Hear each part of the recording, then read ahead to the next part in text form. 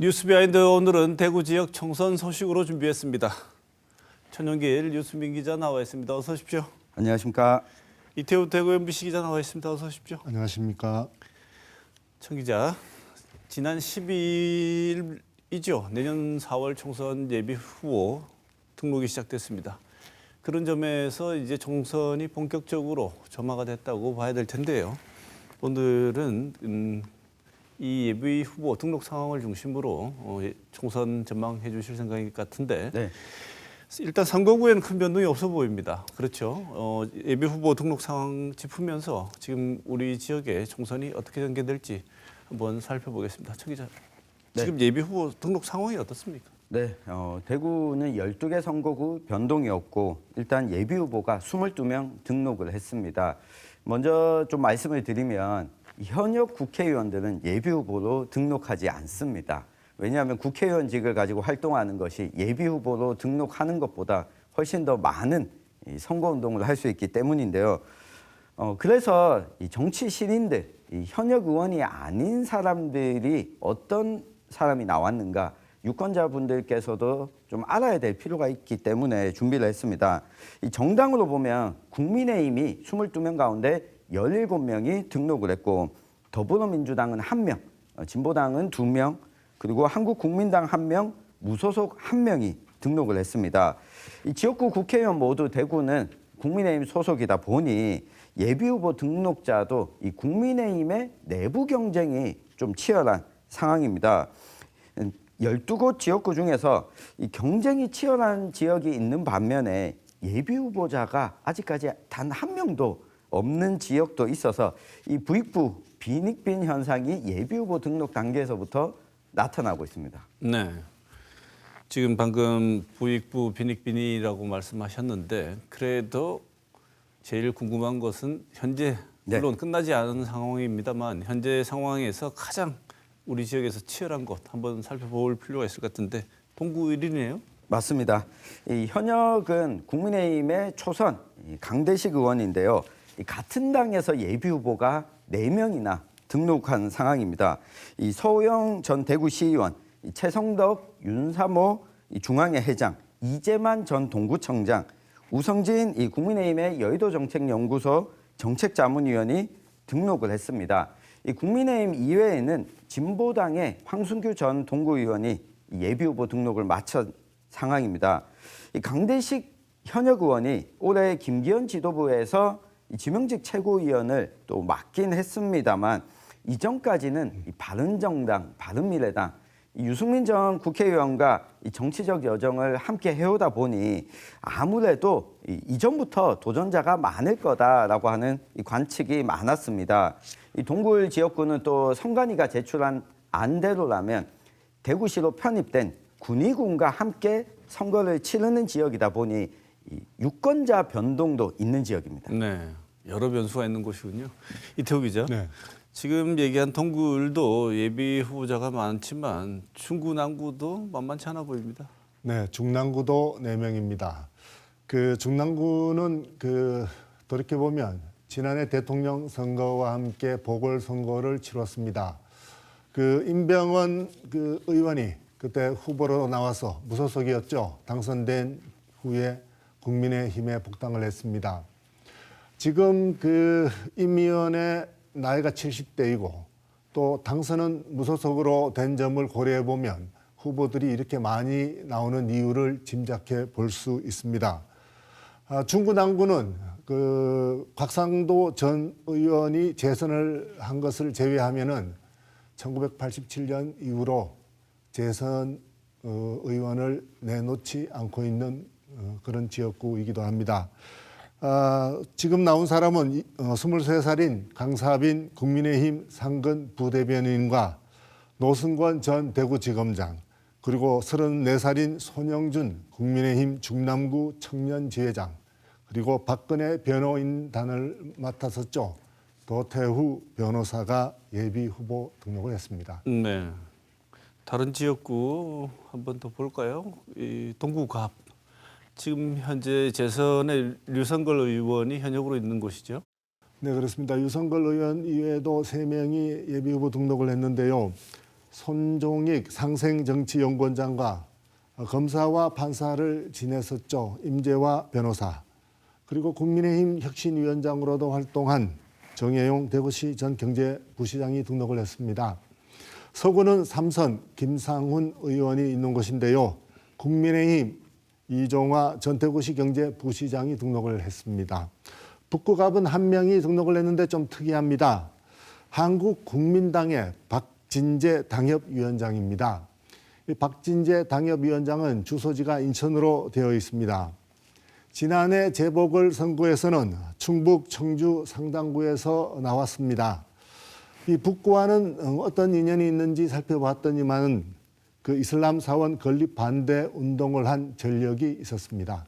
네, 이 북구는 초선인 김승수 의원이 있는 곳인데 이 국민의힘에서는 이 신유성 전 농협노조 수석 부위원장 그리고 이상길 전 대구시 행정부시장이 등록을 했습니다.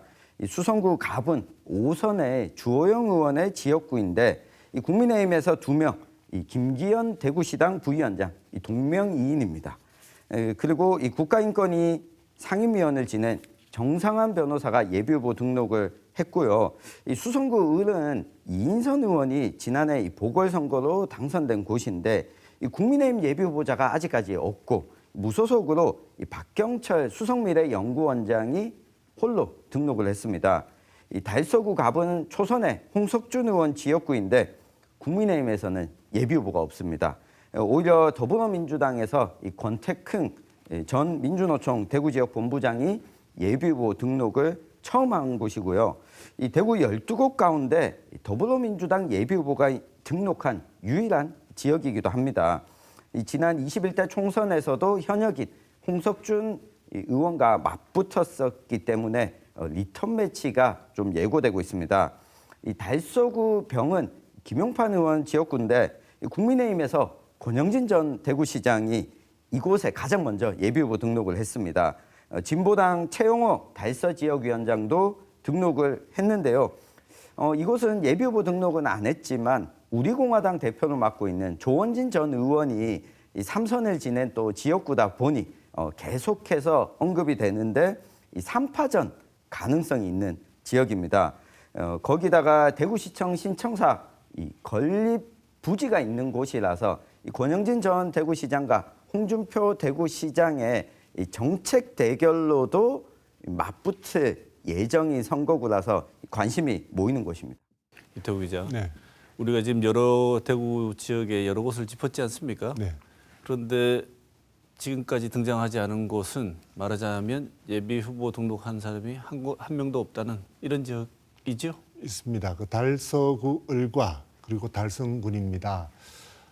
달서구 을은 그 국민의힘 원내대표를 맡고 있는 윤재옥 의원이 있고요. 달성군은 경제부총리죠. 추경호 의원의 지역구이기도 합니다.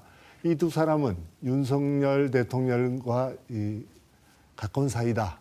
이런 인식이 있어서 국민의힘 내부에서도 예비 후보 등록을 해도 실제 공천으로 이어질까 그렇게 보는 시각이 낮기 때문에 후보 등록이 없는 것 같습니다. 네. 어떻게 보면 당연히 예상될 수 있는 상황이긴 한데요. 예비 후보 등록 상황으로 보자면 국민의힘이 압도적이고 민주당은 한 곳만 낼 정도로 네. 현재까지는 후보에 대한 관심이 적은데 천영길 기자, 이게 이런 것을 포함해서 민주당 지금 우리 지역의 민주당 내부 분위기 어떻습니까? 네, 제가 취재를 좀 해봤는데요. 이 두 가지 영향이 있는 것 같습니다. 역대 더불어민주당 계열 정당이 대구의 모든 지역구에 후보를 낸 적이 딱 2번 있습니다.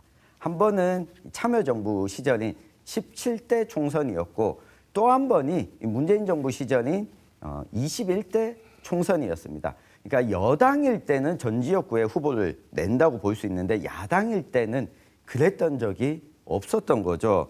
야당일 때는 좀 어렵지 않겠느냐. 그리고 도전을 하고 낙선을 하더라도 이후에 좀 자기가 활동할 수 있는 이 정부 부처나 기관들이 없기 때문에 이 도전자들이 좀 적다는 이 분석이 있고요.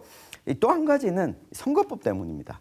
그러니까 우리 지역에서 활동하는 민주당 정치인들은 이 지역구 선거도 대비하지만 비례대표를 염두에 두는 경우도 있습니다. 근데 지금 선거 제도가 결정나지 않다 보니 어느 쪽도 선택하지 못한 이유도 있고요.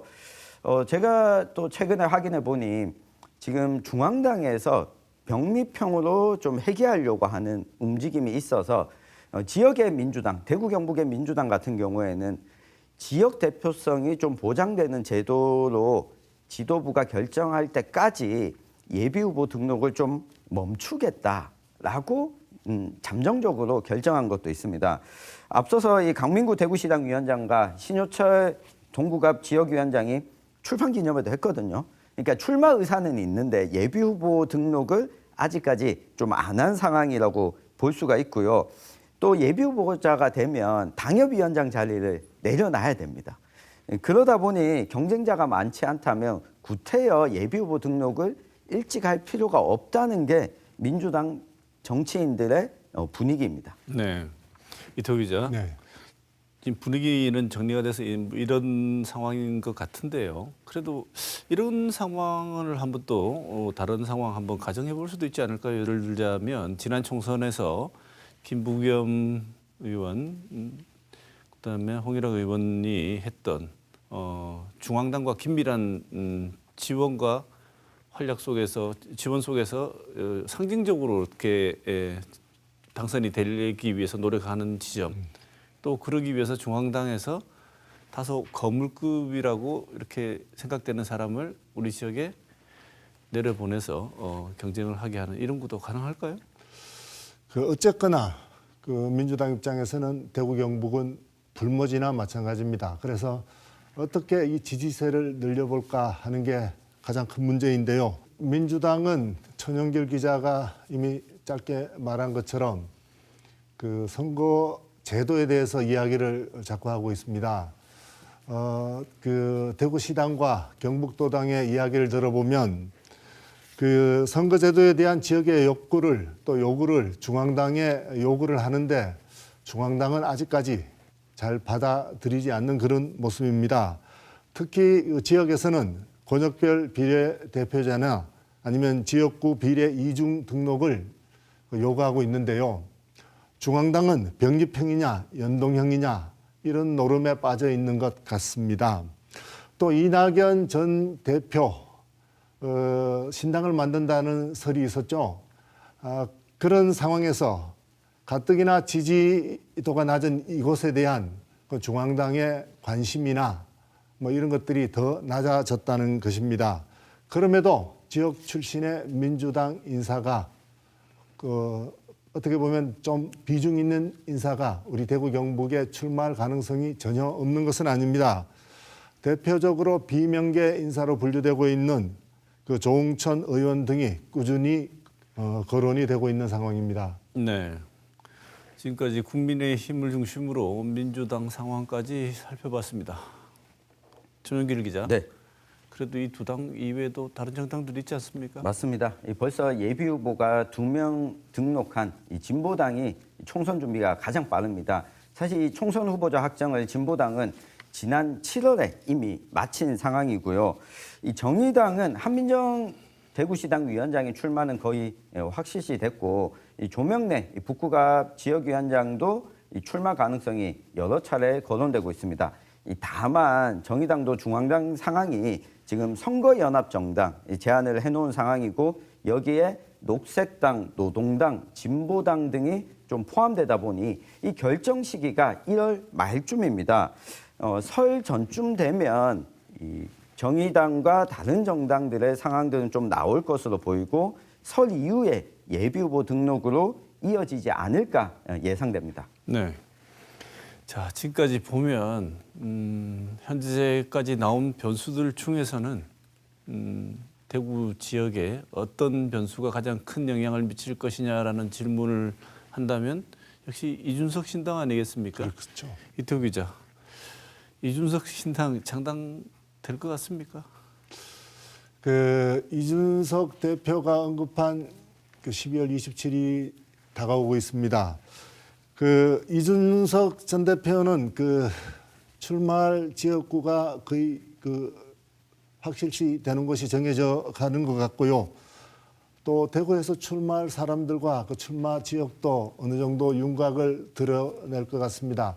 아직 그 예비 후보 등록을 하지 않았기 때문에 누구다 이렇게 이야기하기는 어렵지만 새해 초가 되면 그 수성구에서 어떤 인사가 그 출마를 전제로 한 그런 출판 기념회를 한다는 이야기가 있습니다. 물론 이 대표도 참여하고요.